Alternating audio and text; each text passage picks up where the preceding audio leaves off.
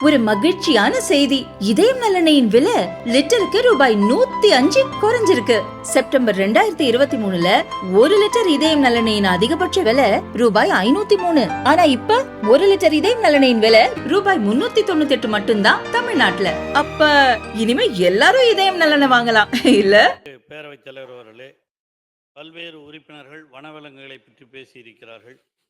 குறிப்பாக இந்த காட்டுப்பன்றிகளை பற்றி இங்கே மாண்புமிகு உறுப்பினர்கள் செங்கோட்டையன் போன்றவரெல்லாம் கூட பிரச்சனை எழுப்பியிருக்கிறார்கள்.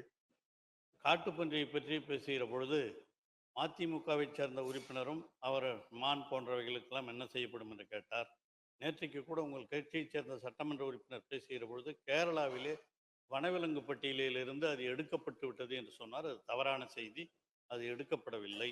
தமிழகத்தில்தான் முதலாக முதலமைச்சர் அவர்கள் நேற்று அந்த சட்டத்தை கொண்டு வந்து 3 கிலோமீட்டருக்கு அப்பால் இருக்கிற பன்றிகளை சுடலாம் என்று ஆணையிட்டிருக்கிறார்கள்.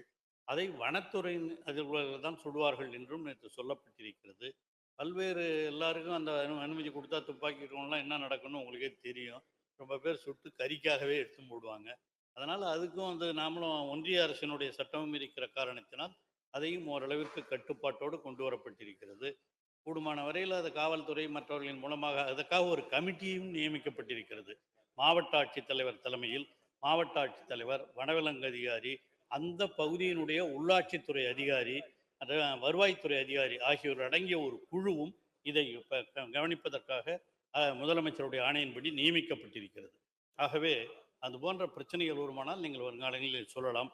மேலும் 2 உறுப்பினர்கள் ராமச்சந்திரன் அவர்களும் ரவி அவர்களும் அவருடைய பகுதிகளிலே அவர்கள் சொல்லும் பொழுது அங்கே அவருடைய பகுதியிலே இறந்து விட்டதாக 2 பேர் சொன்னார்கள். அவர்களுக்கு பட்டியல் கொடுத்தால் உங்கள் பகுதியில் அந்த மாதிரி இறந்திருந்து நீங்கள் சொன்னீங்கன்னா அவருடைய பெயர்களை குறித்து கொடுப்பீர்கள். ஆனால் நிச்சயமாக அவர்களுக்கும் முதலமைச்சரிடம் பரிந்து பேசி 10 லட்சம் ரூபாய் நிதி ஒழுங்குவதற்கான ஏற்பாடுகள் செய்யப்படும் என்பதையும் தெரிவித்துக் கொள்கின்றேன். மயில் அதை பற்றி சொன்னார். அவர் நம்முடைய மாண்புமிகு ஈஸ்வரன் அவர்கள் மயிலால் ஒரு சிறைக்கு கூட போயிருந்தான்னு சொன்னார். அந்த அளவிற்கு இனிமேல் வராது. கூடுமான வரை எல்லா வனவிலங்குகளையும் வனத்திற்குள்ளேயே வைத்திருப்பதற்கான கட்டுப்பாடுகள் எல்லாம் வனத்துறையின் மூலமாக எடுக்கப்பட்டு வருகிறது என்பதை நான் சொல்லுகிறேன்.